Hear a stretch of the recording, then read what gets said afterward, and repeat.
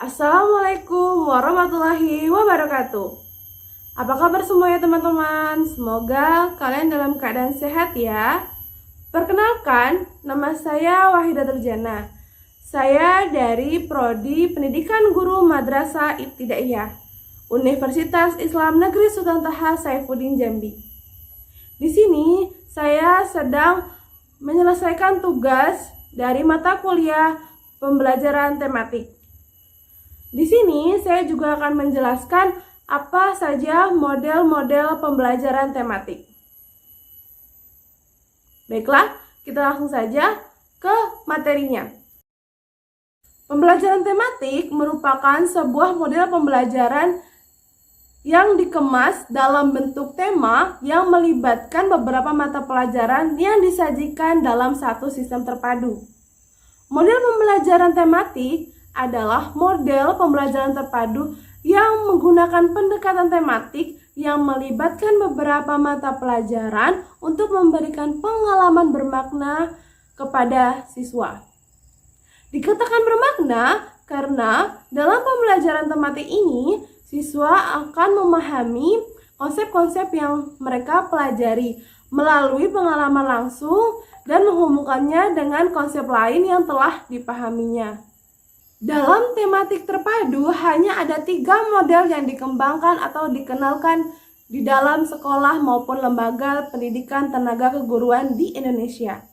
Ketiga model tersebut, yang pertama yaitu model keterhubungan, yang kedua yaitu model jaring laba-laba, dan yang ketiga yaitu model keterpaduan. Nah, di sini saya akan menjelaskan ketiga model tersebut. Model pembelajaran yang pertama yaitu model keterhubungan atau keterkaitan. Model pembelajaran terkait adalah model pembelajaran yang dilakukan dengan mengaitkan suatu pokok bahasan dengan pokok bahasan berikutnya. Mengaitkan suatu konsep dengan konsep lainnya, mengaitkan suatu keterampilan dengan keterampilan lainnya, dan juga dapat mengaitkan pekerjaan hari itu dengan hari lainnya dan hari berikutnya dalam suatu bidang studi. Model ini tidak melatih siswa untuk melihat suatu fakta dari berbagai sudut pandang, karena model ini keterkaitan materi hanya terbatas pada satu bidang studi saja.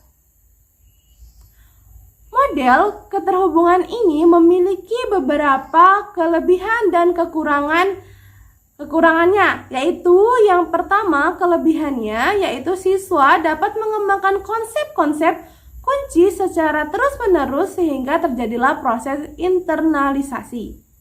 Yang kedua, konsep-konsep kunci dikembangkan dengan waktu yang cukup sehingga lebih dapat dicerna oleh siswa dan siswi. Dan yang ketiga yaitu pembelajaran terpadu model terhubung tidak mengganggu kurikulum yang berlaku. Nah, adapun beberapa kelemahan dari model terhubung ini. Yang pertama, masih kelihatan terpisahnya interbidang studi. Yang kedua, tidak mendorong guru untuk bekerja secara tim sehingga pelajaran tetap terfokus pada merentangkan konsep-konsep serta ide-ide antar bidang studi. Yang ketiga, dalam memadukan ide-ide pada suatu bidang studi, usaha untuk mengembangkan keterhubungan antar bidang studi menjadi terabaikan. Adapun contoh dari model keterhubungan ini, yang pertama, guru menghubungkan atau menggabungkan konsep matematika tentang uang dan konsep jual beli, untung rugi, simpan pinjam, dan bunga. Yang kedua, guru menghubungkan konsep pemecahan dengan desimal dan pemecahan dengan uang, tingkatan, pembagian, rasio, dan sebagainya dari pemandu pembelajaran. Model pembelajaran yang kedua yaitu model pembelajaran jaring laba-laba. Pembelajaran model jaring laba-laba ini adalah pembelajaran yang mengembangkan dimulai dengan menentukan tema tertentu yang menjadi tema sentral bagi keterhubungan berbagai bidang studi. Model ini memiliki kelemahan dan kelebihan. Nah, kelebihan dari model jaring laba-laba tersebut meliputi yang pertama, penyeleksi tema sesuai dengan minat akan motivasi anak untuk belajar. Yang kedua, lebih mudah dilakukan oleh guru yang belum berpengalaman.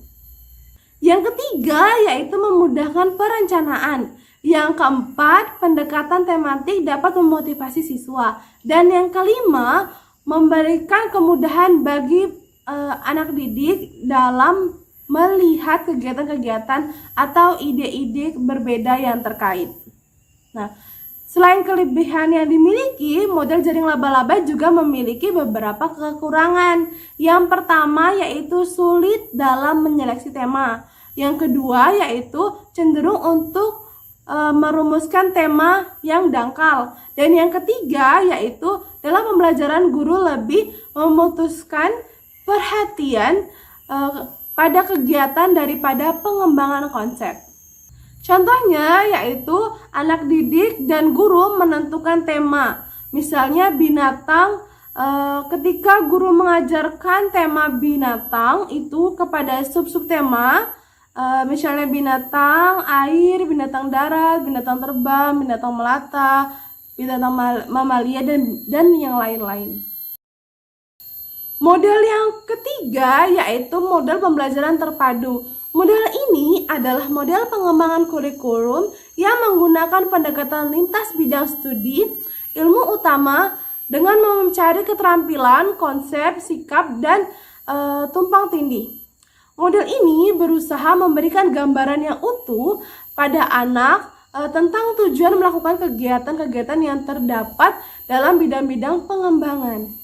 Dalam model ini ada beberapa kelebihan dan kekurangannya, yaitu kelebihannya yang pertama, guru akan dapat melihat gambaran yang menyeluruh dari kemampuan yang dikembangkan dari berbagai bidang studi atau mata pelajaran. Dan yang kedua yaitu memberikan kegiatan yang lebih terarah pada tiap pengembangan untuk mencapai kemampuan yang telah ditentukan pada indikator. Yang ketiga yaitu siswa merasa senang dengan adanya keterkaitan dan hubungan timbal balik antar berbagai disiplin ilmu. Dan yang keempat, memperluas wawasan dan apresiasi guru. Nah, selain itu ada kelebihan dan kekurangannya. Nah, sekarang saya akan menjelaskan kekurangannya. Yang pertama yaitu cukup sulit dilaksanakan karena membutuhkan guru yang berkemampuan tinggi dan yakin dengan konsep dan kemampuan yang akan dikembangkan di setiap bidang pengembangan. Yang kedua, kurang efektif karena membutuhkan kerjasama dari banyak guru. Yang ketiga, sulit mencari keterkaitan antar mata pelajaran yang satu dengan yang lain, juga mencari keterkaitan aspek keterampilan yang terkait. Dan yang keempat, dibutuhkan banyak waktu pada beberapa mata pelajaran untuk didiskusikan guna mencari keterkaitan dan mencari tema.